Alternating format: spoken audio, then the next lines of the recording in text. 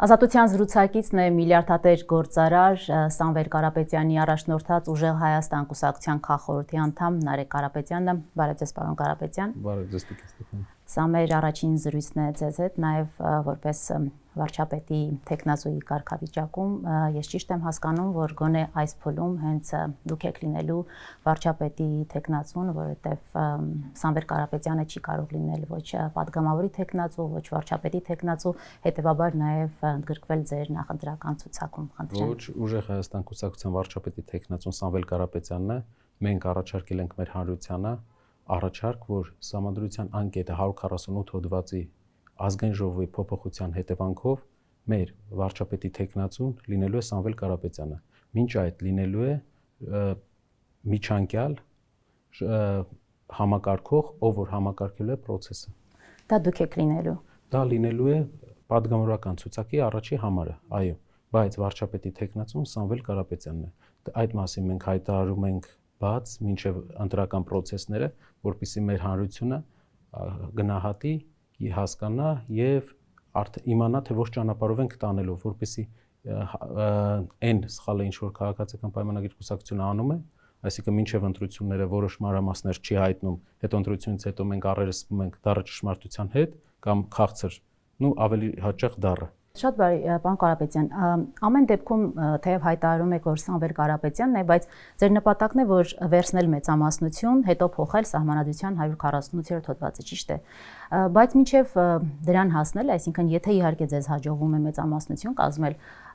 Սահմանադրության համաձայն նախագահը անհապաղ նշանակում է վարչապետ։ Վստահ եմ տեղյակ եք սահմանադրական այդ դրույթին։ Դա նշանակում է, որ դուք պետք է նշանակվեք վարչապետ, ճիշտ է։ Լինելու է միջանկյալ համակարգող, ով որ իրականացնելու է անխոստումը, որը մենք տալիս ենք մեր միջանկյալ համակարգող սահմանադրությունը այդպիսի դրույթ թույլ չի տալիս, այսինքն մենք դե յուրե պետք է ասենք, որ դուք լինելու եք վարչապետը, մինչև որ այդ առաջին փուլը, առաջին նստաշրջանը։ Դա սխալ պնդում կլինի, որովհետև մեր վարչապետի տեխնացուն Սամվել Կարապետյանը, մեր հասարակությանը այս իրավիճակից հանողը, աղքատությունը հաղթահարողը Սամվել Կարապետյանն է։ Մենք չենք կարող այլ վարչապետի տեխնացու ունենալ, քան Սամվել Կարապետյան եւ մեր հասարակության նշանակալի հատվածն էլ դրա կողմնակիցն է։ Բայց չի կարող լինել, ճիշտ է, այսինքն գոնե առաջնային փուլում չի կարող լինել։ Ճանապարհային քարտեզը առաջարկեցինք, որը բոլոր սահմանադրագետները հաստատեցին դրա սահմանադրականությունը։ Ինչն է խանգարում բաց ասել, որ այո, ես եմ լինելու առաջնային փուլում վարչապետը, հատկապես եթե գնալու ենք ըստ սահմանադրության, պետք է եւ եթե դուք այդ մեծամասնությունը ստանում եք, նախագահ անհապաղ ձեզ պետք է նշանակի վարչապետ։ Տիկին Ստեփանյան, որովհետեւ վարչապետը մեր ուժի լինելու է Սամվել Կարապետյան։ Դա երբ է լինելու։ Դա լինելու է այն փոփոխությունից հետո, որովհետև առաջին նստաշրջանի ժամանակ դուք որևէ օրինագիծ ներկայացնելու իրավունք չունեք սահմանադրության տեղյակ եք այդ մասին, միայն կարող եք կառավարության կառուցվածքի փոփոխության վերաբերյալ առաջին նստաշրջանից հետո 20 օրյա ժամկետում մենք իրականացնելու ենք այդ փոփոխությունը։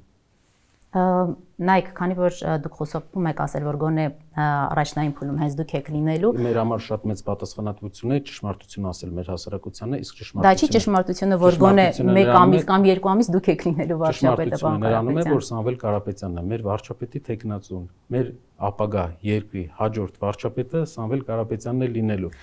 Լինելու է ժամանակավոր համակարգող, ով որ իրականացնելու է այդ Չունենք ժամանակավոր համակարգող սահմանադրության մեջ այդպիսի դրույթ կարող եք ցույց տալ։ Մենք գնահատում ենք այդ մարդու դերը որպես ժամանակավոր համակարգող։ Տեսեք, տարբերությունը ես ներկայացնեմ ձեզ, Տիկին Ստեփան։ Ի տարբերություն այսօրվա իշխանության, ով ուզում է մեր ամբողջ սահմանադրությունը փոխել Ալիևի եւ իր ընկերների առաջարկով եւ պահանջով, մենք դրանից խուսափելու համար ուղղակի մի տեխնիկական կետի փոփոխության արդյունքում հնարավորություն ենք տալիս Սփյուռքի ամբողջ պոտենցիալը մասնակցի Հայաստանի կառուցման գործին։ Պարոն Կարապետյան, նայեք, նաև այս հանգամանքը հաշվի առնելով է, որ իշխանությունը ձեզ մեղադրում է, որ քաջ գիտակցելով, որ այս փուլում Սամվել Կարապետյանը չի կարող լինել վարչապետ, դուք նրան հայտարարում եք որպես վարչապետի տեխնացու, դրանով մոլորության մեջ եք գցում ժողովրդին։ Մի հարց տամ, եթե Սամվել Կարապետյանը չի կարող լինել վարչապետ, ինչու է Նիկոլ Փաշինյանը կալանքի տակ պահում Սամվել Կարապետյանին։ Եթե նա Նիկոլ Փաշինյանը գիտի, որ Սամվել Կարապետյանը կարող է լինել վարչապետ, այդ իսկ պատճառով է նրան կալանքի տակ պահում։ Եթե չի կարող լինել, ինչու է կալանքի տակ պահում։ Ասում են մի մոլորեցրեք ժողովրդին, ասեք, որ նա չի կարող լինել եւ նրա անունը այսպես տալով փորձում եք քվեներ։ Այդ հարցին պատասխանում է Նիկոլ Փաշինյանը, կալանքի տակ պահելով Սամվել Կարապետյանին։ Շատ բարի։ Պարոն Կարապետյան, ըստ ձեր պլանի, եթե ձեզ հաջողվում է մեծամասնություն կազմել, դուք հրաժարական եք տալիս վարչապետի պաշտոնից, ճիշտ եմ հասկանում, կամ ինչպես դուք եք ձևակերպում այդ ժամանակավոր համակարգողի պաշտոնից, որը վարչապետն է։ Դուք հրաժարական եք տալիս եւ խորհրդարանը նորից ընտրում է նոր վարչապետ, այդ դեպքում երկրորդ փոփոխությունը համակարգողը ավարտում է իր գործունեությունը եւ ընտրվում է ժողովրդի կողմից ընտրված, այո, ժողովրդի կողմից ընտրված վարչապետը։ Ժողովրդի կողմից ընտրված։ Այո, ինչ տեսեք, գրված է Ուժեղ Հայաստան, կուսակցություն Սամվել Կարապետյանի հետ։ Դա մի բան հուշում է մեզ, չէ՞։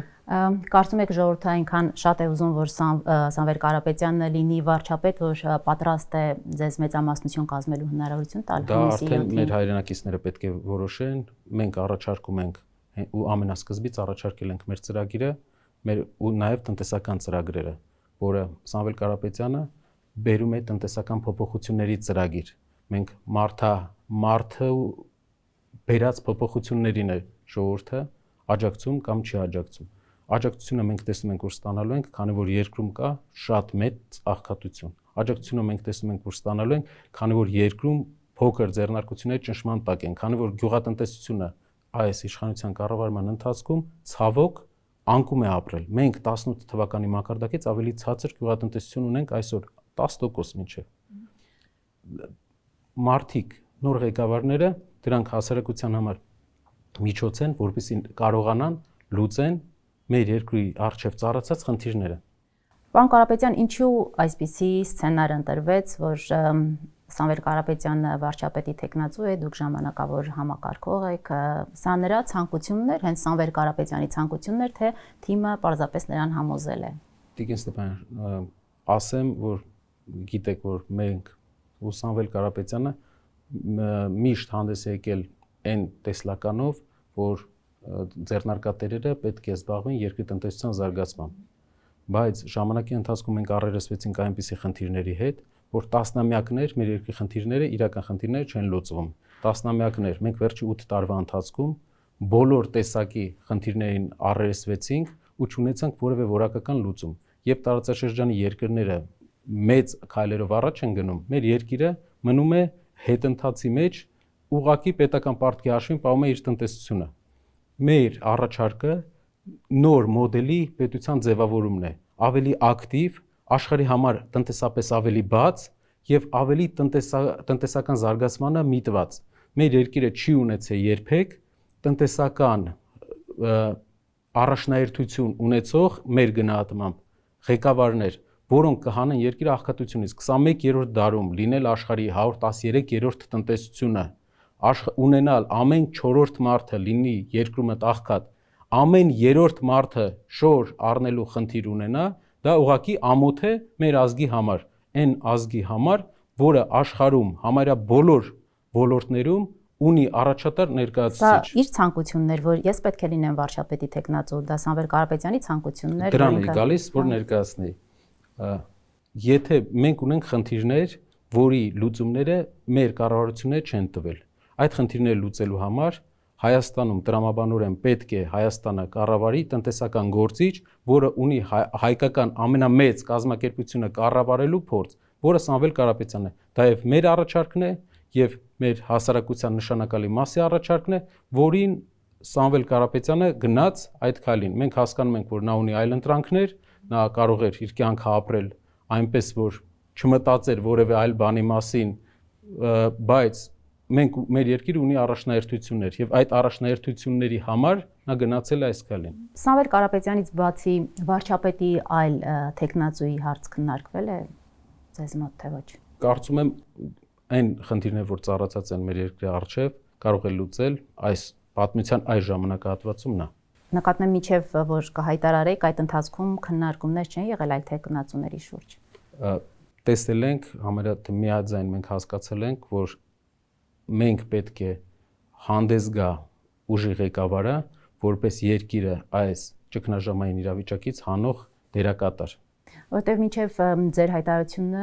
որ Սամվել Կարապետյանն է լինելու վարչապետի տեխնացուն, խոսակցություններ կային, որ հնարավոր է դուք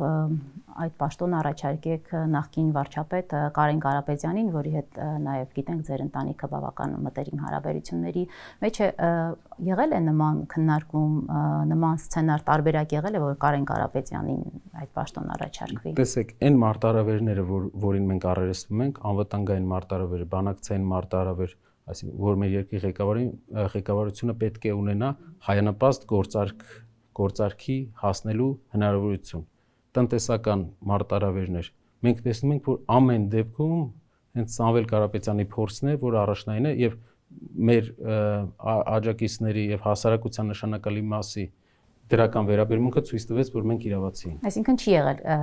Կարեն Կարապետյանի հետ կապված քննարկում չի եղել։ Քննարկումներ Հայաստանում երկրի պատասխանատվությունը, տնտեսական, անվտանգային պատասխանատվությունը վերցնելու հետ կապված միշտ եղել է մշտապես, եղել է, քանի որ ինչ որ ժամանակ հետո բոլորը արդեն Հայաստանում հասկացել են, որ այս կառավարության ղեկավարը չի համապատասխանում այն պատասխանատվության քաշին, որը նա պետք է տանի, չի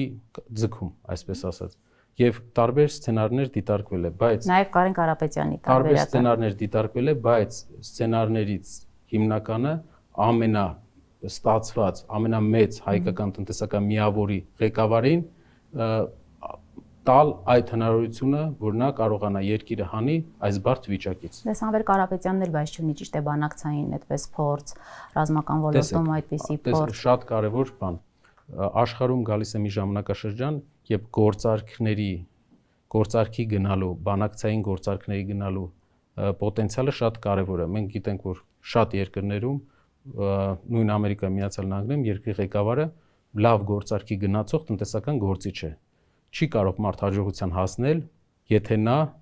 չի կարողանում շահավետ գործարքներ կնքել իր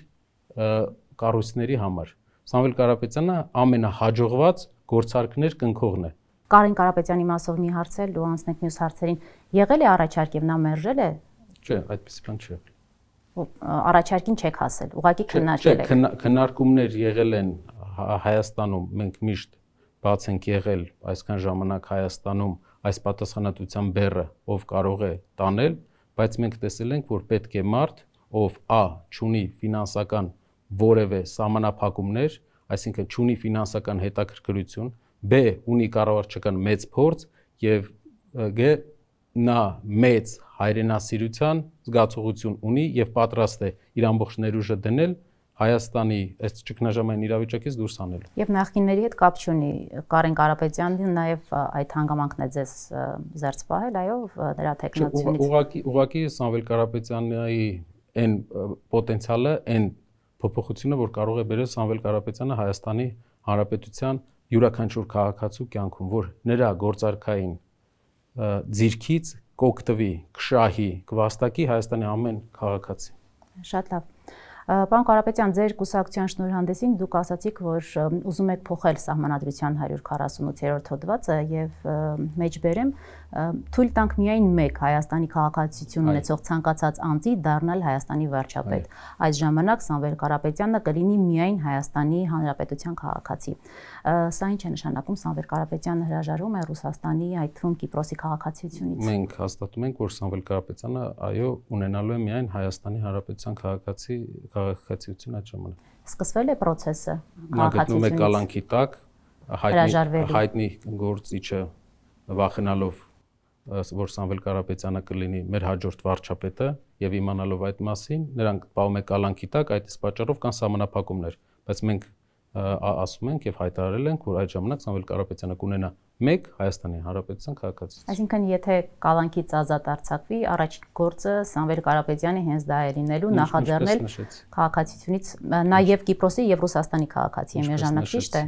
Իսկ սпасելու է Սամվել Կարապետյանը, եթե իհարկե կալանքից ազատվի, այսինքն ինքը սпасելու է տեսնի իսկապես մեծամասնություն ստանում է իր առաջնորդած ուժը, այսինքն ունի հնարավորություն իսկապես վարչապետ դառնալու, այդ ժամանակ է իրապես հրաժարվելու Ռուսաստանի եւ Կիպրոսի քաղաքացիությունից, թե անկախ ընտրությունների արդյունքներից նա այդ որոշումը իր համար կայացրել է։ Միայն Հայաստանի քաղաքացիություն ունենալը դա Սամվել Կարապետյանի որոշումն է, որը նա այն ժամանակ, երբ որ process-ները կհանգեն վարչապետության, նա լինելու է միայն Հայաստանի քաղաքացի։ Այսինքն ուզում եմ հասկանալ, դուք կապում եք նրա քաղաքացիությունից հրաժարվելը process-ները միշտ ընտրական արդյունքների ավելի շուտ պետք է սկսել, այնտեղ կա տեխնիկական խնդիրներ, տեխնիկական process-ներ, երկրների մեջ բյուրոկրատական հարցեր, որը պետք է Այսինքն չեք սպասելու սկզբից ձայները, հետո քաղաքացիությունը, process-ը պետք է շուտ սկսել, որպեսզի հասնել նշանակետին ճիշտ ժամանակին։ Ճիշտ ժամանակը երբ է։ Ճիշտ ժամանակը, երբ որ մեր հանրությանը, երբ որ մենք նշեցինք, երբ որ մեր հանրությանը մենք կներկայացնենք արդեն Սամվել Կարապետյանին որպես մեր երկրի վարչապետ, ազգային ժողովը կընտրի։ Եթե չեք ստանում մեծամասնություն, չի հրաժարվում Սամվել Կարապետյանը Ռուսաստանի քաղաքացիությունից։ Մենք գնում ենք նրան, որ տեսնում ենք, որ այլընտրանք որպես այդպեսին մեր հասարակության զարգացման համար չկա եւ մենք գնում ենք նրան, որպեսզի ստանանք հասարակության մեծամասնության աջակցությունը։ Ավելի հստակ ձևակերպեմ, պարոն Կարապետյան, այսինքն դուք որոշակի կապ տեսնում եք քաղաքացիությունից հրաժարվելու եւ ընտրական արդյունքների միջև։ Ընտրական արդյունքների միջև կապը կա այս է, որ հաջողության ժամանակ, ոչ թե դեպքում, այլ ժամանակ։ Շատ լավ։ Եվ դուք ի՞նչն եք ուզում փոխել 148-րդ հոդվածում, այսինքն որ լինի Հայաստանի քաղաքացի, բայց այդ 4 տարվա սահմանափակումը դուրս գա, դա եք ուզում։ Մեր հայրենակիցները պետք է իմանան, որ միակ փոփոխությունը, որ արվում է, որ Հայաստանի բոլոր քաղաքացիները իրավունք ունենան կառավարությունում ունենան միայն Հայաստանի, այսինքն միայնը պետք է մնա։ Միայն Հայաստանի քաղաքացիները իրավունք ունենան հավասար սահմանադրությամբ ապահովված հավասար հնարավորություն ունենան ընտրվել։ Անկախ նրանից նրանք ապրել են Հայաստանում, թե ոչ։ 4 տարի, 3.5 տարի մենք գիտենք, որ հայ բազմաթիվ գործիչներ կան, սա ուղղակի մեր ազգի 70%-ին Հայաստանը շինության գործից կտրելու մի տեխնիկական սահմանափակում է։ Բայց եթե Սամվել Կարապետյանը վերջին 4 տարում չի եղել միայն Հայաստանի քաղաքացի եւ վերջին 4 տարում մշտապես չի բնակվել, հաջորդ պահանջն է, որ պետք է նա բավարարի այդ պահանջին, որպեսզի լինի վարչապետի տեխնացու։ Եթե վերջին 4 տարում մշտապես չի բնակվել Հայաստանում, նա ինչպես կարող է հասկանալ այն խնդիրները, որոնց ես որպես քաղաքացի ամեն օր բախվում եմ, եթե դու չես ապրել Հայաստանում մշտապես։ Կա ազգային սպეციფիկա։ Մեր ազգը, ցավոք, մեր պատմության ընթացքում սփռվել է ամբողջ աշխարհում եւ մեր ազգի 70%-ը գտնվում է Հայաստանից դուրս։ Մենք չենք կարող իրենց հեռու պահել Հայաստանի կառուցման գործից։ Այդ մարդիկ։ Բայց եթե դու չես ապրել, դու տեղյակ չես խնդիրներին, դու փողոց դուրս չես գալիս, չես բախվում այն խնդրին, որին ես եմ բախվում։ Տաշիր բարեգործական հիմնադրամը հարյուրավոր, հազարավոր մարդկանց աջակցում է հարյուրավոր խնդիրներով։ Եվ այն խնդիրներ, որ մեր հասարակությունը ունի, ամենաշատը մենք ենք առերեսվում այդ խնդիրներին մեծ թվերով։ Ինչ խնդիրներ ունեն, նույն առողջապահության գծով, նույն կրթության գծով, նույն ծայրահեղ աղքատության գծով։ Եթե կան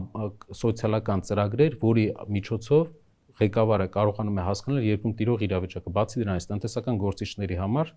շատ հեշտ է պատկերացնել երկրում տիրող իրավիճակը, քանի որ Հայաստանում ամենամեծ ներդրողն է, Հայաստանի ամենամեծ ընկերության ղեկավարն է եւ սեփականատերը, նա կարող է եւ հասկանում է Հայաստանի արժեվ ծառացած մարտահրավերները։ Այդ մշտական բնակության ցենզն եք դուք ուզում հանել։ Հայաստանի յուրաքանչյուր քաղաքացի միակ փոփոխությունը, որ արվելու է, որ Հայաստանի յուրաքանչյուր քաղաքացի իրավունք ունենա ընտրվել Հայաստանի Հանրապետության կառավարության։ Անկախ ապրել է Հայաստանում, չի ապրել, որքան է ապրել, 10 օր, 5 օր։ Ապրելը 10 օր, 5 օր, 15 տարի մարդ կարող է 5 տարի ապրել Հայաստանում վերջի, 4 տարին ապրել Հայաստանում, բայց դրանից առաջ 3 տարի կրթություն ստանա օրինակ Թուրքիայում։ Դրանից հետո, եթե այդ մարդուն թույլ է տրվում Հայաստանում զբաղեցնել բարձր պաշտոն, չեմ կարծում, որ հայրենիքին նվիրված մարդուն, ով Ադրբեջանի կողմից հայտարարվել է որպես իր երկրի հակառակորդ, Ադրբեջանի կողմից գտնվում է հետախուզման մեջ, իր քայլերի համար, իր հայրենիքի համար, 44 օրյա պատերազմում իր Հայաստանին աջակցման համար, այդ մարդը իրավասություն չունի։ Հայրենասիրության չափը որոշվում է դրանով։ Մեր երկրի գլխավոր հակառակորդը Սամվել Կարապետյանին հայտարարել է հետախուզում։ Քաղաքացիական պայմանագիր կուսակցության որևէ անդամին հայտարարել է հետախուզում։ Իսկ ինչից է որ հայտարարել է հետախուզում։ Արդյոք նրանից չէ որ Սամվել Կարապետյանը իր հայրենիքին օգնել է։ Իսկ եթե լինելով մեծ ներդրող երկրում, նաև լինելով գործիչ տնտեսական տարածաշրջանային, նա դա արել է Հայաստանի համար, նա գնացել է այդ քայլին իր հայրենիքի համար, դա ռիսկ է, մենք հասկանում ենք, որ դա ռիսկ է, բայց նա գնացել է այդ քայլերին Հայաստանի համար։ Պարոն Կարապետյան, որքանով է ընդունելի մեկ մարդու համար, տվյալ դեպքում դուք դա անում եք Սամվել Կարապետյանի համար, փոխել սահմանադրության հոդվածը։ Ստացվում է, որ Տիկին Ստեփանյան, մեկ մարդու համար, Իլհամ Ալիևի համար մեր երկրի ղեկավարը փոխում է ոչ թե սահմանադրության հոդվածը, փոխում է ամբողջ սահմանադրությունը, անգամ չի փոխում սահմանադրությունը, նոր սահմանադրություն է բերում։ Դա Փաշինյանի խնդիրն է։ Ես այստեղ Սամվել Կարապետյանի առաքությամբ եմ ուզում։ Չէ, դա մեր բոլորի խնդիրն է, դա մեր հայրենիքի սահմանադրությունն է։ Բայց եթե մի բան անթույլատրելի է, մյուս անթույլատրելի բանը պետք է մենք անենք։ Անթույլատրելի այդ մարդը բերել է մարտարավեր Հայաստանի հասարակությանը։ Նա ասում է, ես փոխելու եմ սահմանադրությունը, բայց չի ասում, որ Իլհամ Ալիևի պահանջով ձեր բոլորի սահմանադրությունը փոխվելու է։ Եթե մենք մի տեխնիկական կետ չփոխենք սահմանադրության մեջ 148 հոդվածը, մենք չենք կարողանա խուսափել նրանից, որ Իլհամ Ալիևի պահանջով ամբողջ սահմանադրությունն է փոխում, որ դուք հասկանաք կետեր կան սահմանադրության մեջ մեր, որ փոխելը իրավունք չկա փոխելու։ Այդ իսկ պատճառով Փաշինյանը նոր սահմանադրություն է ուզում առաջարկել։ Եթե մեր հակառակորդ երկրի ում ձեռքերին հազարավոր հայերի արյուն է, երկրի ղեկավարի պահանջով նա հանդգնում է փոխել նոր սահմանադրություն բերել, Սահմանադրության մի տեխնիկական կետը, որ մեր բոլոր հայրենակիցներին հավասար իրավունքներ է տալիս, որի մասին նա էլ է հայտարարել, որ այդ կետը իրավական առումով եւ տրամաբանական առումով ճիշտ կետ չէ։ Դեռ պետք է իհարկե հանրաքվե լինի եւ ժողովրդի իր խոսքը պետք է ասի, արդյոք պատրաստ է ընդունել նոր սահմանադրություն մեր ժողովուրդը, բայց այստեղ երբ որ մենք խոսում ենք 148-րդ հոդվածի, այսինքն փոփոխելի հոդվածի մասին, արդյոք մենք նախադեպ չենք ստեղծում, որ ամեն մեծահարուստ, ամենայն հարգանքով, ով որոշի, որ մի օր մտնում է քաղաքականություն, կարող է փոխել սահմանադրության հոդվածը։ Կա երկու այլ ընտրանք։ Սահմանադրությունը փոխում է Ալիևի պահանջով, հայերի սահմանադրություն։ Սահմանադրության մի տեխնիկական կետ, որը թույլ է տալիս, որ Սփյուռքի մեր հայրենակիցները հավասար իրավունքներ ունենան, որ Հայաստանի յուրաքանչյուր քաղաքացի հավասար իրավունք ունենա։ Այս երկու այլ ընտրանքի մեջ դուք որը կընտրեք։ Եթե մենք ունենք ընդհանրապես երկու այլ ընտրանք, կամ Հեյդարի որդու առաջարկած սահմանադրությունը, կամ հայերի կողմից սահմանադրության մի կետ, մեր ժողովուրդը թող որոշի։ Մենք առաջարկում ենք, դա մի մարդու ցանկություն չի, դա 100 հազարավոր մարդիկ պետք է աջակցեն Սամվել Կարապետյանին, որպեսզի դա լինի։ Այդ իսկ պատճառով մենք հենց սկզբից դա ներկայացնում ենք։ Բայց ես կուզենայի մենք նաև ներկայացնենք այն խնդիրները, քննարկենք այն խնդիրները, որը մեր հասարակության յուրաքանչյուր անդամի համար կարևոր է։ Հնարավորություն կունենանք դեռ պարոն Կարապետյան, ձեր հարցազրույցներից մեկում պնդել եք, որ Սամվել Կարապետյանը մինչև իր հայտնի հայտարարությունը եկեղեցու մասին եւ կալանավորվել է քաղաքականությամբ զբաղվելու մտադրություն չի ունեցել, այսինքն կուսակցություն ստեղծելու այս ամբողջ process-ը դուք չեք ունեցել ձեր մտքում։ Հիմա եթե չլիներ Կարապետյանի հայտնի այդ հայտարարությունը, այս ամենը չէր լինի, կուսակցությունը չէր լինի։ Ասեմ այսպես, եթե եկեղեցու դեմ արշավը չլիներ, դա արդեն կարմիր գծերի կարմիր գիծներ։ Եթե ցեղասպանության հետ կապված այն շշուկները, որ մենք արդեն լսել ենք ու լսել էինք այդ ժամանակ արդեն 1-2 ամիս չլինեին, եթե կառավարությունը չաներ այդ քայլերը, իհարկե, եթե կառավարությունը վարեր, պարոն Կարապետյան, եթե չկալանավորեին, դուք խոսեիք Սամվել Կարապետյանի հայտարարությունից։ Հայտարարության հետևանքն է։ Սամվել Կարապետյանը ասում է հենց իր խոսքում, եթե քաղաքական գործիչներին մոտ չհաջողվի, այսինքն նա հանդես է գալիս որպես տնտեսական գործիչ։ Բայց ինքը չուներ որևէ մտադրություն կուսակցություն ստեղծելու ընտրություններին մասնակցելու Փաշինյանին քննադատելու։ Նրա մտադրությունը կարմիր գծերը ցույց տալներ, որ այնպես չէ, որ դու կարող ես ինչ ուզես անես մեր հայրենիքում։ Շատ գործիչներ Հայաստանում ինչ որ ճնշումների արդյունքում հնարավոր է ձայն չէին հանում։ Բայց Սամվել Կարապետյանը արտահայտեց իր կարծիքը եւ արտահայտեցին իրենց կարծիքը ոչ միայն Սամվել Կարապետյանը, այլ բազմաթիվ հայ բարերարներ Հայաստանից դուրս եղած։ Իսկ Հայաստանում եղած շատ գործարարներ, շատ գործիչներ ձայն չանեցին, որովհետեւ ունեին մտավախություն որևէ ճնշումների պետության կողմից։ Մենք էլ գիտենք, որ ճնշումներ կային, կլինեին, բայց դա երկրորդական է, առաջնայինը, որ ճնշումները դա վարձն է այն քայլի, որ դու քո խղճի առաջ ու քո ընդհանուր հայրենիքի հետաքրքրության առաջ դու որևէ զիջում չես անում քո հայրենիքի հետաքրքրությունների, քո հայրենիքի շահերի հանդեպ զիջում չես անում։ Եթե տեսեք, Սամվել Կարապետյանը կարող էր տնտեսական իր գործունեությունը շարունակել եւ որևէ սահմանափակումներ չի եւ երբեք չքննադատել Նիկոլ Փաշինյանին, ճիշտ է նա քննադատել 20 թվականին նա կոչ արել, որ Նիկոլ Փաշինյանը հրաժարական տա, Նիկոլ Փաշինյանը հրաժարական է տվել։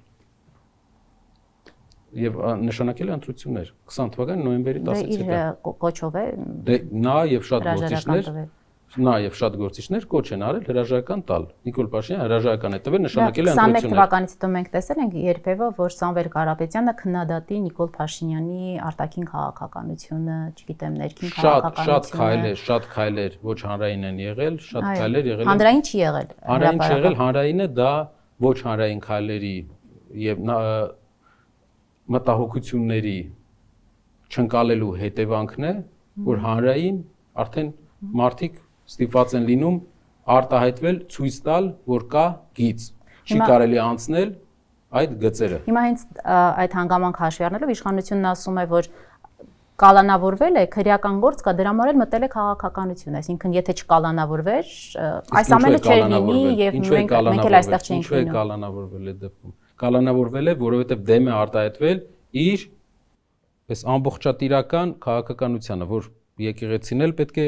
քաղաքացիական պայմանագիր կուսակցության ազդեցության տակ լինի, որ մենք եկեղեցու նարատիվները օրակարգը փոխենք, որ եկեղեցին ազգային ոչ ցեղասպանության գաղափարից չխոսի, եկեղեցին սարքենք, ինչ անում քաղաքացիական պայմանագիր կուսակցությունը, երբ վերցնում է մի ինստիտուցիոնալ կառույց, օրինակ դատարանները, սարքում է իր համար ուղղակի դիրիժորություն անում այդ կառույցները։ Արդյոք դատարանները հիմա ավելի անկախ են, քան այն ժամանակ, երբ որ նա սկսեց դատարանների դեմ արշավը։ Դատարանները այսպիսի ենթակայություն իրենք երբեք չեն ունեցել։ Նույնն էլ նա ցանկանում է եկեղեցում անի։ Իսկ եկեղեցին ունի ուրիշ մարտահրավեր։ Դա աշխարհասփյուռ հայության մարդիկ, ովքեր Հայաստանից դուրս են ապրել, հասկանում են, թե ինչ կարևոր դեր ունի եկեղեցին հայ մնալու մեջ, որովհետև կան կիրակնօրյա դպրոցներ, դա քո հայրենիքին կապող ամենակարևոր գիծն է։ Հայաստանում միգուցե շատերը այդ նշանակությունը մինչև Հայաստան լքելը դեռ այդքան չպատկերացնեն, բայց այնտեղ Հայաստանի միակ կապը եկեղեցու միջոցով է։ Քանի որ խոսեցիք դատարանների դիրիժորության մասին, այդ նույն դիրիժորության շրջանակներում է, որ Սամվել Կարապետյանի խափանման միջոցը փոխվեց տնային կալանքով, այսինքն նա ազգային անվտանգության մենք չունենք այդ տվյալները, այդ փոփոխության, թե ինչ դիրիժորության, թե այդ դատական գործչի համարձակության արդյունքում էր, բայց կարծում եմ, որ այնտեղ եղել է եւ համարձակության փաստ եւ նաեւ հասարակական բացասական վերաբերմունքի հետևանք։ Հասարակությունը իր վերաբերմունքը ցույց է տվել, որ դա բացասական քայլ է երկրի ղեկավարության կողմից։ Ինչպես ոչ միայն Սամվել Կարապետյան կալանավորել է։ Ես ուզում եմ հիշել, որ մեր եկեղեցու հոգևոր հայրերից շատերին ուղղակի երևի Աբդուլ Համիդից հետո առաջի անգամ կալանավորել են կամ Յոսիֆ Ստալինի։ Իդեպ տնային կալանքում Սամվել Կարապետյանը զբաղվում է կուսակցական գործունեությամբ, կարողանում է դա իրականացնել այս օրերին։ Սամվել Կարապետյանը զբաղվում է ծրագրերի մշակմամբ, այն ծրագրերի, որը մեր երկրին հետագայում շատ պետք են գալ։ Այսինքն աշխատում է հիմա ինքը տանը, իսկ հանդիպում։ Դուք հասկանաք, նա օրը 14 ժամ աշխատող մարդ է եւ իր կյանքի ամբողջ ընթացքում եւ չաշխատելը նրա համար դա բացառված բան։ Ինչ որ անգամ ժամանակային սահմանափակ։ Իսկ հանդիպումներ, դուք հանդիպում եք նրա հետ, քննարկում եք ձեր այս կուսակցական ծրագրերը։ Ինձ թույլ չի տրվում հանդիպել նրա հետ։ Վերջին անգամ երբ եք հանդիպել։ Հունիսի 17-ին 2025 թվականին։ Իսկ խոսել հեռախոսով կամ տեսակապով այդ հնարավորությունները կա։ Տեսակապով որևէ սահմանափակման տակ է այս պայդրությամբ նրա կապ։ Այդ դեպքում շփումը այս կուսակցական գործերի հետ կապված ինչպես է ընդհանուր տեսլականների փոխանակումներ, բաներ կարող են լինել, դա ընդհանուր տեսլականը մենք հասկանում ենք, թե որտեղ պետք է շարժվենք։ Առանց անմիջական շփման։ Ցավոք առանց անմիջական շփման, որը կարծում եմ, որ մենք պետք է հաղթահարենք այդ հարցը, որովհետև մեր հասարակությունը պետք է տեսնի այդ գործչին պետք է տեսնի եւ առաջարկները լսի հենց իրենից։ Քանի որ դուք նշեցիք, որ դատարանները ըստ էության ենթարկում են Նիկոլ Փաշինյանին, ճիշտ հասկացա, դուք ինչ եք կարծում, մինչև ընտրություններ Սամվել Կարապետյանի խափանման միջոցը կփոխվի, թե ոչ։ Կարծում եմ իշխանությունը ամեն ինչ կանի, որպեսզի Սամվել Կարապետյանի խափանման միջոցը չփոխվի, որպեսզի նրանք վախենում են Սամվել Կարապետյանի վարչապետ լինելու փաստից։ Կարծում եք մինչև ընտրությունները եւ ընտրություններից հետո նա դեռ կմնա կալանում։ Չեմ կարծում կմնա կամ չի մնա, որովհետեւ կան բազմաթիվ փոփոխականներ, բայց կարծում եմ, որ իշխանության ցանկությունը կլինի դա հայ։ Շատ լավ, պարոն Կարապետյան, դուք իհարկե պնդում եք, որ գնում եք մեծամասնություն վերցնելու, բայց իշխանությունը վստահ է, որ դուք պատրաստվում եք Գյումրի 2 անել, այսինքն միավորվել մասնարարպես երկրորդ նախագահ Ռոբերտ Քոչարյանի եւ Գագիկ Ծառուկյանի առաջնորդած այդ ուժի հետ եւ վերցնել իշխանությունը պարտության մատնելով Նիկոլ Փաշինյանին, այն ինչ որ տեղի ունեցավ Գյումրիում անցած տարի։ Եթե ձեզ չի հաջողվում այնուամենայնիվ հունիսի 7-ին մեծամասնություն վերցնել, Գյումրի 2-ը ձեր համար ընդունելի տարբերակ է, այսինքն այս դեպքում կոալիցիայի կազմումը ձեզ համար։ Իսկ գիտեմ Գյումրիում չկա կոալիցիա։ Այո, չկա կոալիցիա։ Այստեղ պետք է լինի կոալիցիա, դրա համար եմ ասում, կոալիցիայի կազմումը ձեզ համար։ Չկա կոալիցիա, կարծում եմ առաջնահերթ հարցը Հայաստանի համար այս երկրի այսօրվա ղեկավարի, քանի որ նա այս ծանրությունը,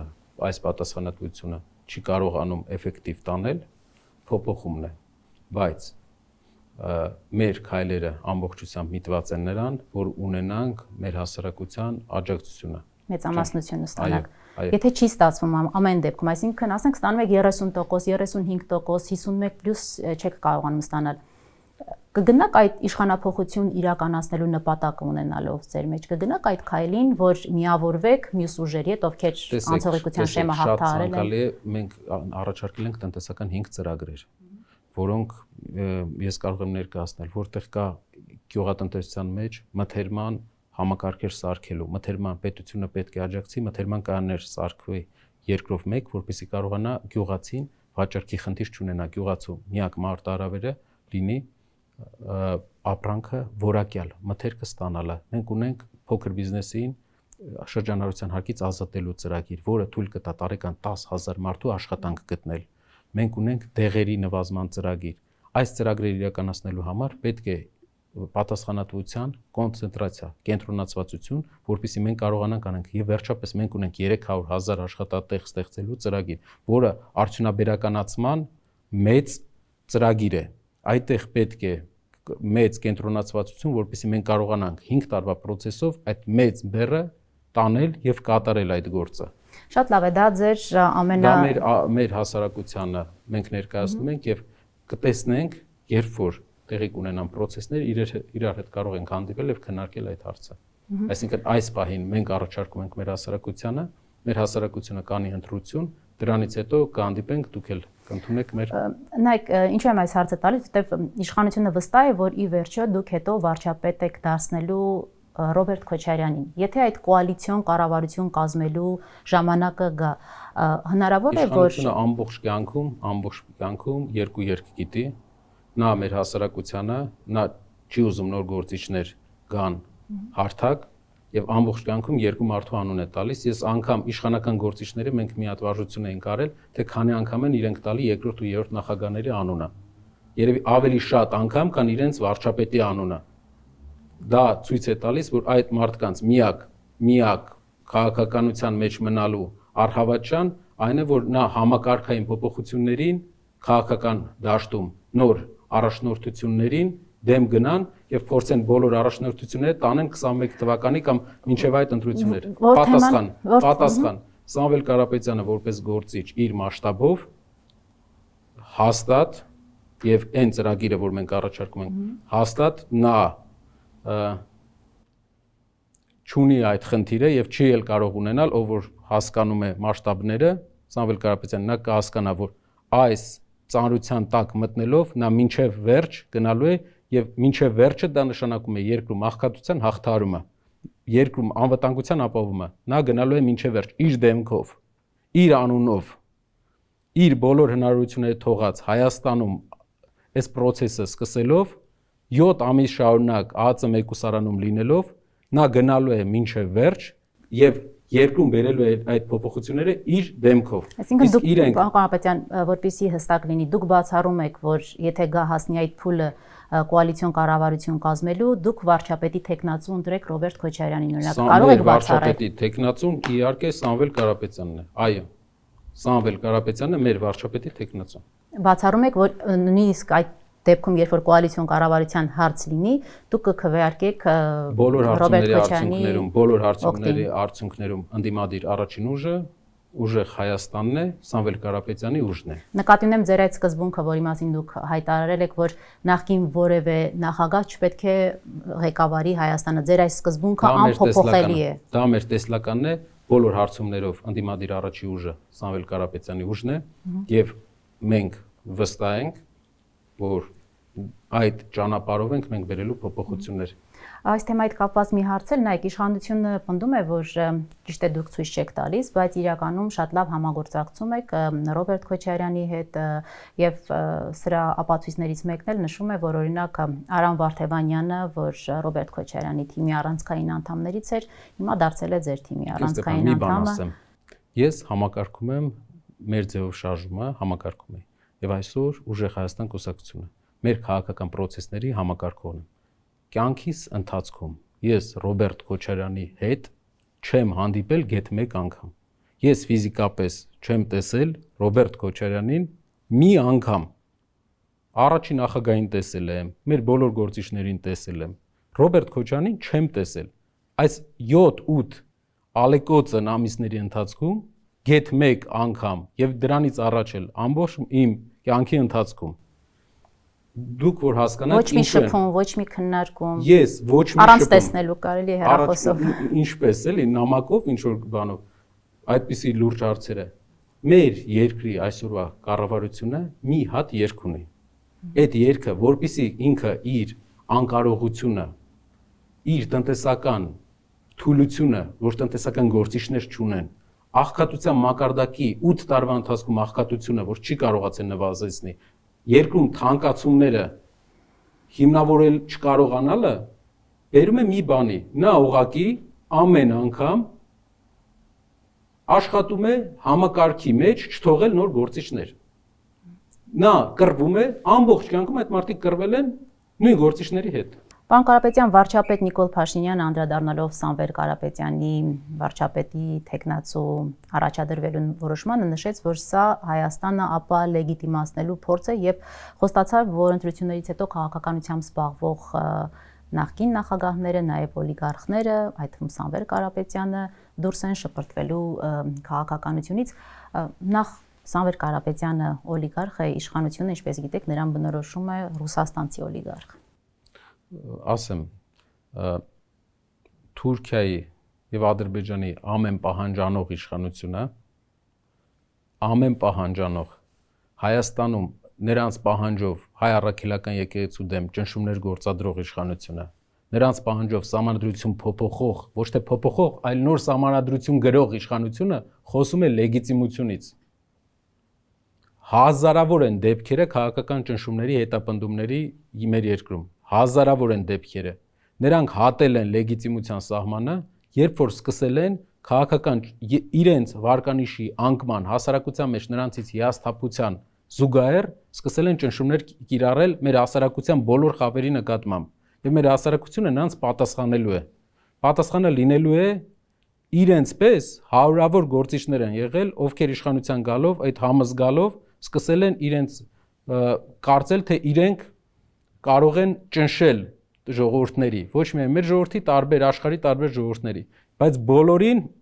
աշխարհի ժողովուրդները իրենց պատասխանները տվել են։ Ճնշումները չեն աշխատելու, որովհետև այն մարտարավերը, որ իրենք բերում են, դա ավելի վատ է, քան այն ճնշումները, որ իրենք փորձում են անել։ Օլիգարխ է Սամվել Կարապետյանը, թե ոչ, այդ հարցին կարող եք պատասխանել։ Սամվել Կարապետյանը Հայաստանի ամենամեծ ներդրողն է, տնտեսական գործիչ է, մեծ գործատու է մեր երկրի։ Իրենք ընտրանքային նշանակում են մարդկանց պաշտոնների։ Ընտրանքային մարդը կարող է օլիգարխ լինել, կարող է օլիգարխ չլինել, եթե իրենց կուսակցությունից է։ Ում նկատի ունեք։ Իրենց հարցրեք, տեսեք իրենց կուսակցությունում կան օլիգարխներ, թե ոչ։ Իսկ ձեր կարծիքով իրենց կուսակցում կան օլիգարխներ։ Ես հարցերին այս ֆորմատով չեմ կարող պատասխանել։ Պարոն Կարապետյան, նայեք, իշխանությունը Հուսով եմ իշխանությունը կպատասխանի։ Հուսանք։ Իշխանությունը իզուր չի ընդգծում, որ Սամվել Կարապետյանը ռուսաստանցի օլիգարխ է, դրանով ցույց տալով, որ նա կախվածություն ունի Ռուսաստանի քաղաքական իշխանությունից, նաև այս առումով շեշտում է, որ հիմնական բիզնեսները, հիմնական կապիտալը հենց Ռուսաստանում գտնվում է, հետեւաբար նա ինքնուրույն գործելու Հայաստանում, ինքնուրույն քաղաքական գործունեությամբ զբաղվելու առանց այդ կախումների չի կարող։ Պատասխանեմ։ Սամվել Կարապետյանը, ինչպես գիտեք, 3 երկրների մեծ ներդրողներից է՝ Հունաստան, Ռուսաստան եւ Արաբական Միացյալ Էմիրությունների մեծ ներդրողներից է։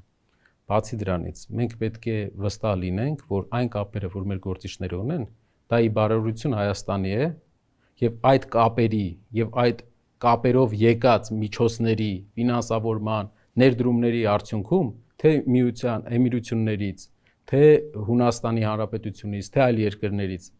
մեր երկրի յուրաքանչյուր քաղաքացի շահելու է դրանից, վաստակելու է դրանից։ Մենք պետք է անանուն մարդկանց հետևից չգնանք, գնանք հետագից ունեցող մարդկանց հետևից, ովքեր ունեն միջազգային մեծ կապեր, տնտեսական մեծ կապեր, որպեսզի մեր երկրում ներդրումները չլինեն այսօրվա պես, որ 15 անգամ, 10 անգամ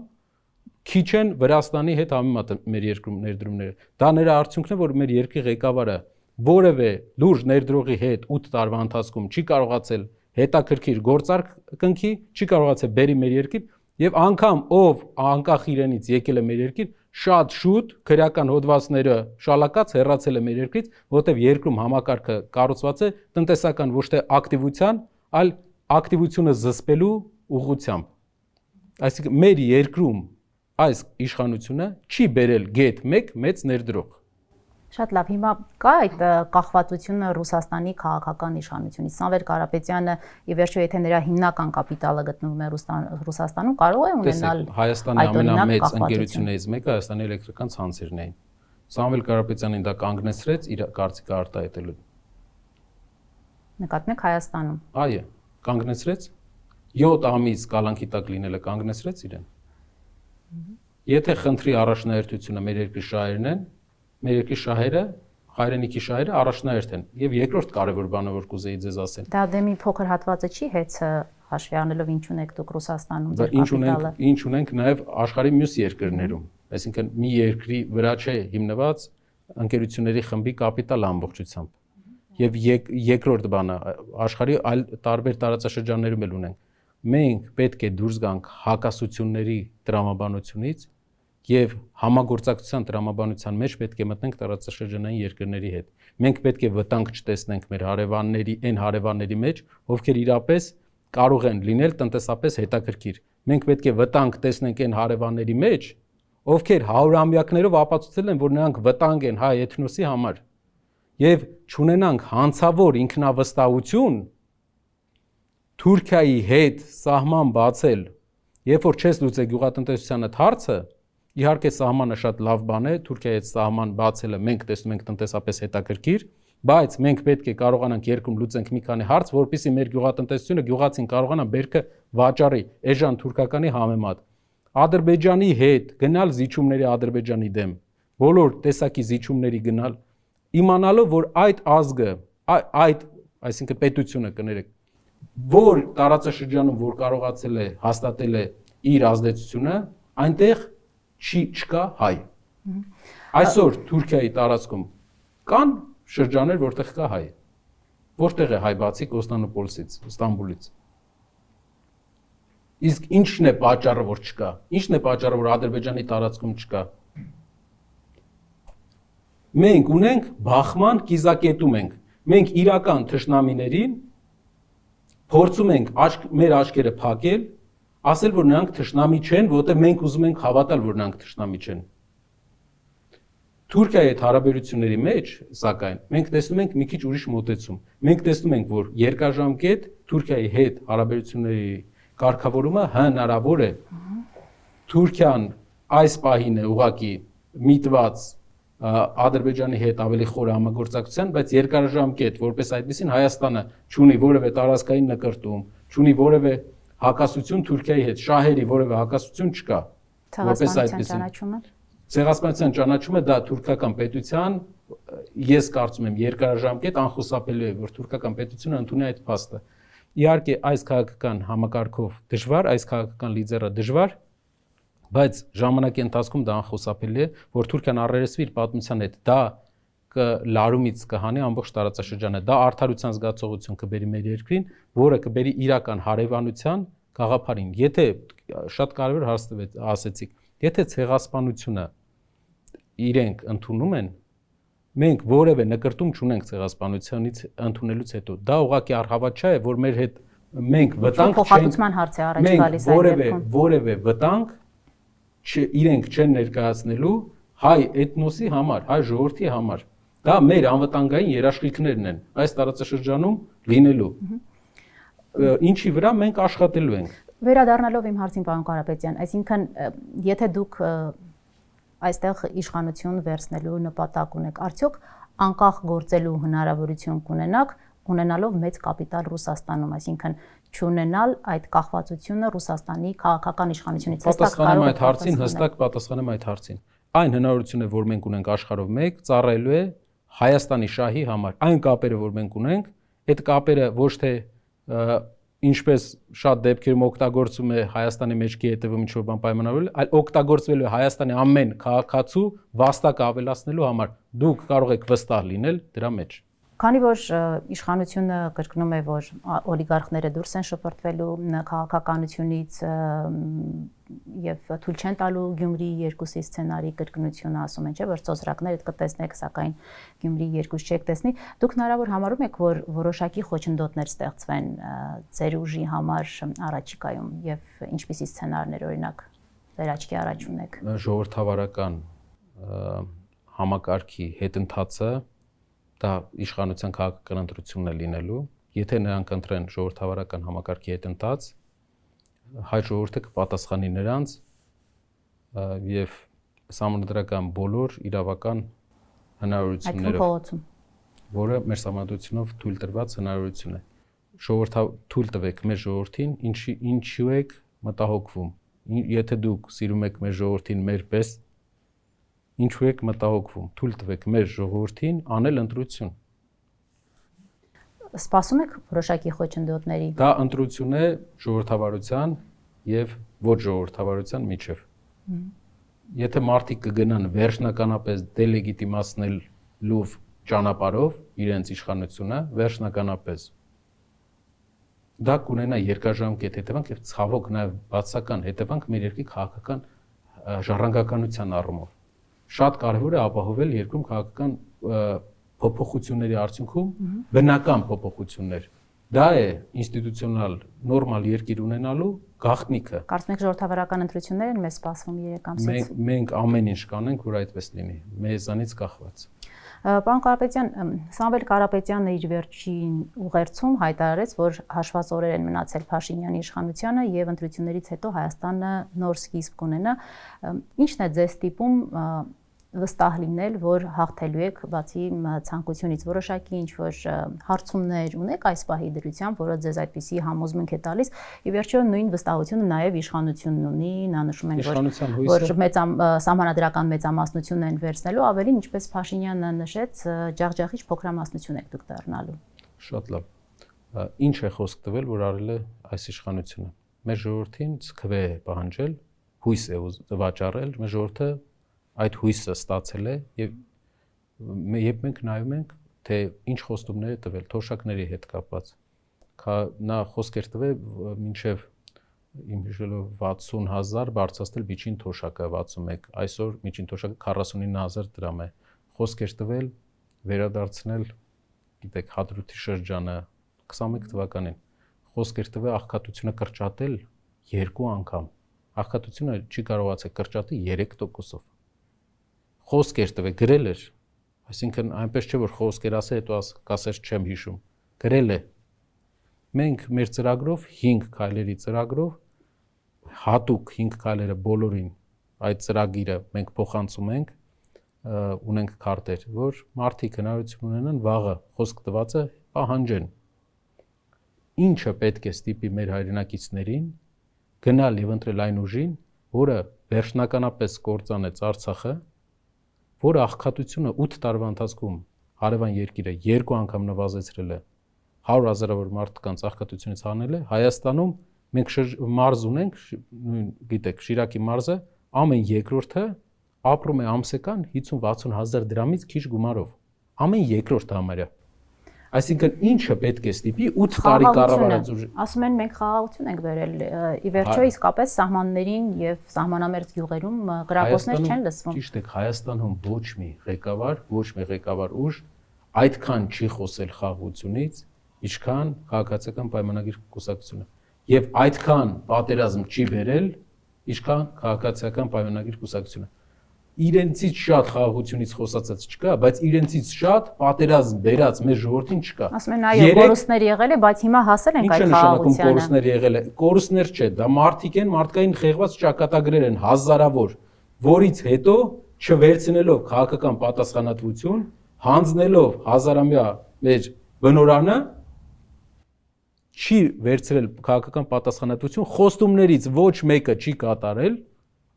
խոստումներից նշանակալի խոստումներից իհարկե կարող է պետական ապարատում աշխատավարձերը բարձրացնել, հնարավոր է իրենց համար ինչ որ աշխատավարձ է բարձրացրել, բայց ժողովրդին վերաբերող խոստումներից թանկացումներ, աղքատության նույն մակարդակ 8 տարվա ընթացքում, երբ որ հարևան երկիրը 2 անգամ նվազեցրել է դա։ Խաղաղություն չի վերել, պարոն Կարապետյան, հիմա խաղաղություն չի այն ինչ որ հիմա մենք 8 տարվա ընթացքում մենք ընդհանուր առմամբ հազարավոր խեղված ճակատագրեր ունենք։ 3 պատերազմ է բերել, ինչ խոսք է տվել, չի կարողացել անի։ Չեն ընդունում նրան, չի կարողանում ազդի process-ների վրա։ Մեր հայրենակիցները քանի անգամ մենք պետք է նույն առերեսվենք այդ խնդրի հետ, որ հասկանանք, որ չի կարողանում մարդը անի։ Մի բան կարողանում է լավ անի, հույս վաճառում է։ Որ տեսնում եք, ասում եք ինչ լավ է, 21 թվին էլ էր հույս վաճառում։ Հիշում եք, ասում էր, գերիները 2 ամիս կսպասեն, հատուկ էր ասում, իբր 2 ամսից գերիները ազատվել են։ Հույս էր վաճառում։ Այսինքն այնինչ որ հիմա իրենք ասում են, որ խաղաղություն են բերել, խոստացել են խաղաղություն եւ այո, մեծ կորուստների, ցավերի հետևանքով այդ խաղաղությանը հասել են։ Չկա այդ խաղաղությունը։ Եկեք հայլային նայենք խաղաղության մյուս բանին։ Եթե մենք չունենք, մեր առաջարկը ի՞նչն է։ Խաղաղության պայմանագրում լինի մեկից ավելի երաշխավոր։ Այդ բaragայում կլինի խաղաղություն։ Եթե մի երաշխավորը Եթե մենք պահում ենք մի երաշխավոր կամ չենք ունենում երաշխավոր, իսկ այստեղ մենք չունենք երաշխավոր։ Մենք ունենք ուղղակի վկայի կարգավիճակ, լավ է որ այդ երկիրը կա, Ամերիկայի Միացյալ Նահանգները լավ է որ կա, բայց վկայի կարգավիճակից երաշխավորի կարգավիճակ եթե ստանա, եւ եթե մեկից ավելի երկիր ունենանք երաշխավորություն, մենք նույն խնդրի առաջ չենք կանգնի, ինչ որ կանգնեցին Ղարաբաղյան պատերազմի ժամանակ վերջի։ Մենք նույն փոսը երկրորդ անգամ ենք ուզում ընկնենք։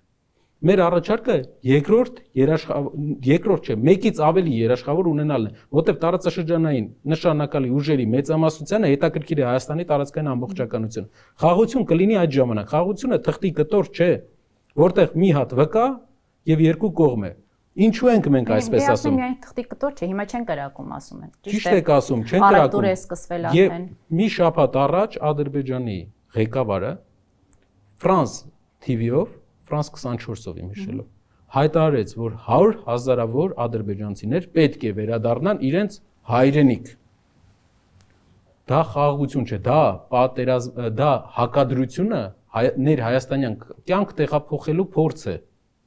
Եթե մենք երաշխավորություն չենք բերում, եթե մենք ուժեղ առաջնորդի միջոցով չենք հավասարակշռում, մենք չենք սիրում վատ լուրեր ասել, չենք սիրում ասել, որ ամեն ինչ վատ է գնալու, ուղղակի այս քաղաքականության մեջ, որը մենք տանում ենք, որտեղ չկա երաշխավոր, չունենք երաշխավոր process-ում, մենք չենք կարողանա հասնենք երկարաժամկետ խաղաղության եւ ինչ ցանկացել է Ալիևը, Փաշինյանը տվել է նրան դա։ Պարոն Կարապետյան, նայեք, ինչն է մեր երաշխիքը, որ ցանկությունը 100,000-ավոր չէ, տասնյակ հազարավոր ադրբեջանցիների Հայաստան գալու, նա չի մերժի։ Եթե ինչ ցանկացել ստացել է։ Մենք պետք է նայենք քայլերով, ոչ թե խոսքերով։ Ո՞րն է մեր երաշխավորը։ Սահմանները բացվեն, մենք էլ գտանք այո, բայց դեմոգրաֆիկ առումով, ծնելիության առումով վտանգ է։ Դուք պատկերացնում եք, մենք 90 միլիոնանոց մշակութային առումով տարբեր, կրոնական առումով տարբեր միջավայրում ենք։ Սահմանների բացման արդյունքում Եթե մեր երկրում չի լինում ուժեղ ղեկավար, սահմանների բացումը այլ ընտրանք չունի, որպեսզի հասկանաք, մեր ուժը հասնելու է սահմանների բացմանը, Թուրքիայի հետ աշխատանքը տանելու է սահմանների բացման։ Բայց եթե մենք չունենք երկրում ուժեղ ղեկավար, նրան շարունակելու են պարտադրել, որպեսզի նա երկիր ընդունի այստեղ տեղափոխվող ադրբեջանցիների։ Ալիևի հաջորդ պլանն է վերել այդ 300,000 տեսեք, մոտապես մենք ուսումնասիրել էինք 2 ամսվա ընթացքում 20 միջոցառումներ արել իրենց այսպես կոչված Արևմտյան Ադրբեջան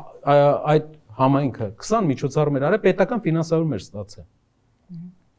Երկրի Ալիևը ամեն երրորդ հարցազրույցը դրա մասին է խոսում։ Մենք չլսենք դա, Տիկին Ստեփանյան,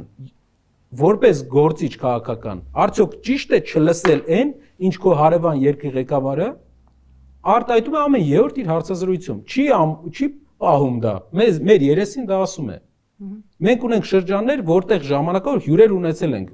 սովետական ժամանակ ադրբեջանցի հյուրեր, ովքեր ժամանակավոր եկել են Հայաստանի տարածք, մնացել են այդտեղ, նրանք հյուր են եղել այս երկրում։ Բայց վաղը մյուս օր այդ մարդիկ այլ իրավական ստատուսով են ցանկանալու վերադառնան։ Եվ 5,000, 10,000, 20,000 մարդ, եթե այստեղ լինի, դա գործիքակազմ է, որպեսզի հասկանանք, մենք առանձին հանրատների դեմ ոչ ինչ չունենք։ Աշխարհի բոլոր ժողովուրդները ի ծնե ունեն խաղաղասիրական բնույթ, բայց երկրի քաղաքականությունը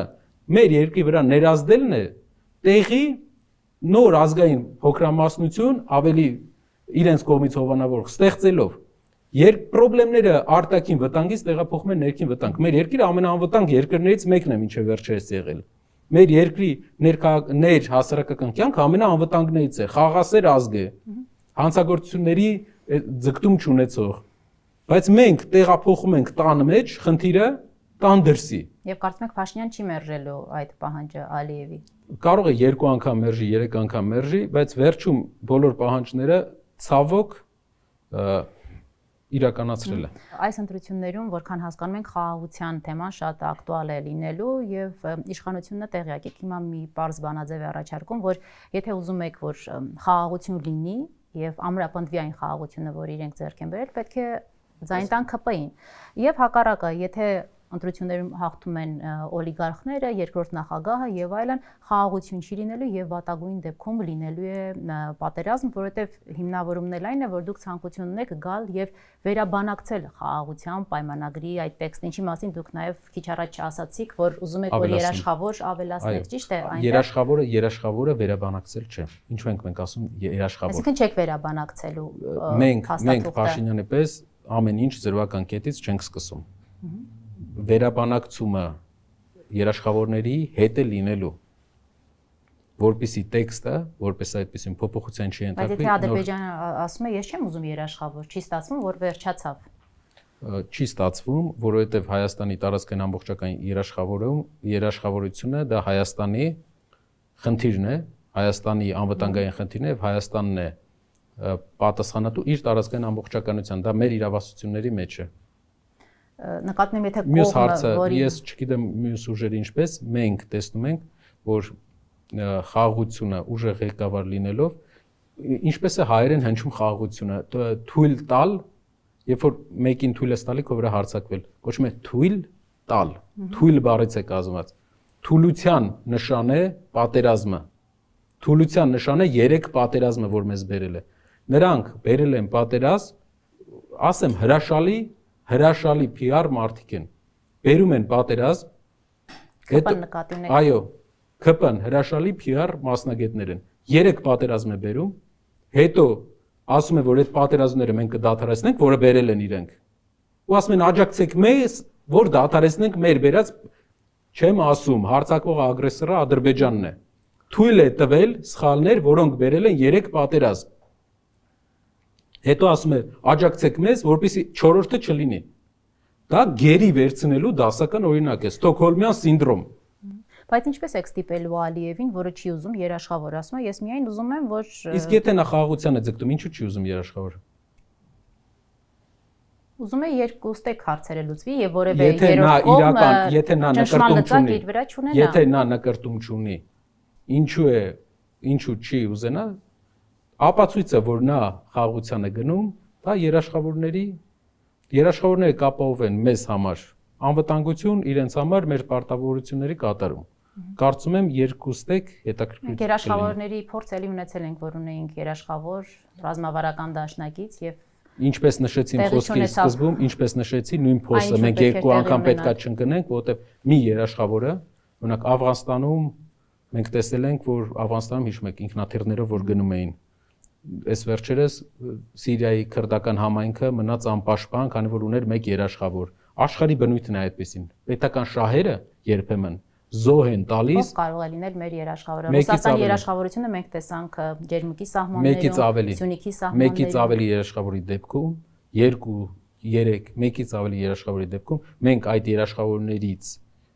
ուժային կենտրոնների հետ աշխատելով կգտնենք շահերի համընկնում։ Այդ իսկ պատճառով ենք ասում։ Ձեր քաղաքական ուժը ում է տեսնում երաշխավոր եւ եթե գաք իշխանության ում եք փորձելու երաշխավոր վերել այս խաղաղության։ Որպեսզի հասկանաք Հայաստանի տարածքային ամբողջականության խախտումը այս պահին մեր ամբողջ տարածաշրջանում ունի հետաքրքրություն միայն Ադրբեջանը։ Ադրբեջանին որպես դաշնակից, այս վերջի ժամանակների դաշնակցային հարաբերությունների խորացման արդյունքում աջակցում է Թուրքիան, բայց բոլոր մյուս երկրները ունեն կոնսենսուս, որ Հայաստանի տարածքային ամբողջականությունը դա որևէ սակարկման ենթակա չէ, այսինքն բոլորը։ Իսկ բայց ինչ արեց, երբ որ մեր տարածքային ամբողջականությունը խախտվեց 200 քառակուսի կիլոմետրից ավելի օկուպացված տարածքներ ունենք։ Քանի հայտարարություն եք տեսել Ռուսաստանի կողմից, որ դատապարտում ենք հենց հիմա թող Ադրբեջանը զորքերը դուրս բերի։ Այդ իսկ պատճառով, որ նույն փոսը չընկնենք, Տիկին Ստեփանյան, մենք պետք է մեկից ավելի երաշխավոր ունենանք։ Ռուսաստանը մնում է որպես երաշխավոր։ Եթե տարածաշրջանը, եթե լուծում է Հայաստանի երաշխավորության հարցերը, որ երկիրը որ ցանկանա այս process-ին մասնակցի, մենք ուրախ կլինենք, որ երկիրը ցանկանա։ Մեր հարավային հարևաններն էլ ցանկանում Հայաստանի տարածքային ամբողջականությունը, հյուսիսային հարևաններն էլ ցանկանում, բոլորը ցանկանում են, որ երկիրը ցանկանա, մենք որևէ խտրականություն չենք դնի։ Միակ պայմանը, որ երաշխավորությունը իրավական ուժ ունենա։ Իսկ ինչու՞ չեք պատկերացնում, որ երկու ինքնիշխան իրավազոր երկիր կարող են այդ հարցերը լուծել եւ հավելյալ ազդեցության լծակ չբերեն տարածաշրջան։ Ճանաչում ենք հակադիր ինքնիշխան իրավազոր ուժին։ Ճանաչում ենք մեր հարևանին լավ, որտեվ պատմությունից արել ենք ճիշտ հետևություններ, պատմության գիրք չենք կարդում հիմա, այլ կարդացել ենք մինչև այդ եւ արել ենք ճիշտ հետևություններ։ Շատ լավ։ Մի ներքաղաքական հարց էլ, պարոն Կարապետյան, ԿՊ-ն գիտեք ներկուսակցական ընտրությունների միջոցով ցուցակ է ձևավորում, արդեն առաջին փուլն անցել են, վարչապետ Նիկոլ Փաշինյանն ամենաշատ ձայները ստացել, նրանք ասում են, որ այս ժողովրդավարական մոդելը պետք է նաև տարածվի այլ ուժերի վրա, ովքեր մի երկու հոգով նստում են եւ որոշում են ով պետք է լինի ցուցակում եւ ով չպետք է լինի։ Ձեր ցուցակի վրա աշխատում եք։ Ժողովրդավարության վրա ԿՊ-ի ազդում է SMS-ագրությունը, WhatsApp-ով նամակներ ուղարկելը, ինչպես է աշխատում այդ ժողովրդավարությունը։ Այսինքն WhatsApp-ով է աշխատում, թե ինչպես է ռեգուլյացիան տեղի ունենում։ Այն իրենք որ կիսվեն իրենց ինստիտուցիոնալ փորձով մի գիշերվա ընթացքում 6 երկրի ղեկավար կազմ, որից մեկը դատարանի ղեկավար աշխատանքից ազատվել է, թող կիսվեն այդ ինստիտուցիոնալ փորձով մենք իմանանք ոնց են այդ ժողովրդավարությունը իրենց մեջ ապահովում։ Ու այն գործիչը, ով որ հրաժարվում է կատարել, տեղի ունեմ քրեական հետապնդում, թող կիսվեն, տեսնենք մեր ժողովրդավար գործընկերները։ Ձեր ցուցակը կազմում եք այս պահին, աշխատում եք ձեր ցուցակի վրա։ Կա process, որի մասին կայտարեմ։ Ով է որոշում անցողիկ տեղում ովքեր են լինելու, ոչ անցողիկ տեղերում ովքեր։ Կա process, որին մարտից կսկսվի այդ process-ի ավելի ակտիվ շրջան։ Նախկին իշխանություններից որոշ անձանց կտեսնենք ձեր այդ ցուցակում ներկայացուցիչներ, Տրամաբանությունը այսպես է, որ յուրաքանչյուր գործիչ, ով ունի մաքուր ձեռքեր եւ պրոֆեսիոնալ է, ունի իրավունք, մենք չենք դնում որևէ անջրպետ։ Այս իշխանության հետ աշխատած, այս իշխանության հետ չի բացառվում, մենք կներկայացնենք բոլորին, չի բացառվում այս իշխանության հետ աշխատած գործիչը, եթե ունի մաքուր ձեռքեր, չի արատավորել տարբեր քայլերով, հնարավորություն կունենան մարդիկ, որտեղ մենք գնում ենք համերաշխության թիմի ձևավորում, երկում համերաշխության գաղափարի ձևավորման, այսինքն որպեսզի հաղթանակը չլինի մի առանձին ուժի հաղթանակը, լինի ընդհանուր հանրության եւ երկրի ղեկավարը, ապագա վարչապետը, այս մեր առաջարկով Սամվել Կարապետյանը լինի ոչ միայն իրեն աջակցողների վարչապետը, այլ քաղաքացիական պայմանագիր կուսակցության աջակցողների վարչապետն էլ լուծի հարցը, այդ 300,000 աշխատատեղը, որ ստեղծվում է, դա ստեղծվում է նաև չեն ասելու դու ում ես ընտրել ընտրություններին, մեր ամբողջ հանրության համար տարբերություն չկա։ Ինչու ասացի նախկին իշխանություններից որոշ անձանց կարող է տեսնենք ձեր ցուցակում, որտեվ ձեր շնորհանդեսի ժամանակ առաջին շարքերում ես նկատեցի ՊԵԿ նախկին ղեկավար Վարդան Հարությունյանին, նա այդ պաշտոնը զբաղեցնում էր Սերժ Սարգսյանի օրոք եւ ինչպես գիտեք վերջին շրջանում նաեւ կալանավորված էր չարաշահումների գործով, նոր է նաեւ կալանքից ազատվել, այդ օրինակ նախկին պաշտոնյաների մենք կտեսնենք, ով նաեւ մեկ ամիս ժամանակ ունենք, մենք կներկայացնենք մեր ցուցակը եւ առաջարկը, դուք հնարավորություն կունենաք բոլորի ուղղությամբ հարցեր տալ։ Այսինքն նրանց նկատմամբ ովքեր որ նախկինում ունեցել են այդպիսի քրեական գործեր, դուք նրանց ինչպես կարող ցուցակը որ լինի, արդեն դուք կարողանաք հեշտ հարցերը տալ։ Վիճահարույց դեմքեր չեն լինելու։ Ցուցակը լինի, հնարավոր է որոշ գործիչներ, ովքեր օրինակ մշակութային գործիչ լինի, ում համարի մեր հասարակության մի մասը վիճահարույց, մի մասը ոչ կլինի մաքուր ձեռքերով ինչպես դուք եք ասել, մաքուր ձեռքերով են ամեն դեպքում լինելու։ Մաքուր ձեռքերով, այո։ Եվ վերջին հարցը ավարտենք, պարոն Կարապետյան, ինչ ճակատագիր է սպասվում հեծին, տեղյակ ենք, որ այս պահին շուկայական գինն է այսպես գնահատվում, ինչ եք կարծում է վերջոպետությունը կգնի ձեզանից, թե մասնավորը ինչ տեղի կունենա։ Գիտեք, չեմ ուզում անդրադառնամ այդ խնդրին, Սամվել Կարապետյանը նաև իր խոսքում մենք էլ բան ենք անում, որ մեզ համար առաջնային երկու եղած խնդիրները այնպեսի կարևոր մարտահրավերների առաջ են, որ մեր հետ կապված ինչ որ ակտիվ որևէ մեզ համար էմոցիոնալ կապ որպես այդպեսին մենք երկրորդում ենք մեր շահը, տնտեսական շահը, այն մեծ խնդրին, որին կարող ենք առերեսվել։ Ձեզ բայց արվել է կառավարության կողմից հեծի համար։ Տեսեք, երկու process է տեղի ունենում հեծի հետ կապված, մեկը միջազգային արբիտրաժը արգելել է Հայաստանին որևէ քայլ անել։ Դրանից հետո կառավարությունը քայլ է անում։ Այսինքն, եթե մենք չենք կարող process-ի մեջ մտնել, որովհետև արգելված է միջազգային արբիտրաժի կողմից, կառավարությունն էլ ապա լեգիտիմացնող իր քաղաքականությամբ չի կատարում միջազգային առաջի անգամ չի կատարում միջազգային արբիտրաժի որոշումը։ Բայց կոնկրետ գնահարարկ արել է ձեզ, որ այսքան գումար են պատրաստ վճարել։ Կարող եմ ճշտել իմ համար երկրորդական կարևորության հարցը։ Հեծի կապիտալը դուք որքան եք գնահատում այսօրվա դրությամբ։ Չէի ուզենա անդրադառնալ հեծին։ Ճիշտ որ ասեմ, չէի ուզենա, կուզեինք խոսել մարդկանց կյանքի որակական փոփոխության մասին, եթե դեմ չեք, որովհետև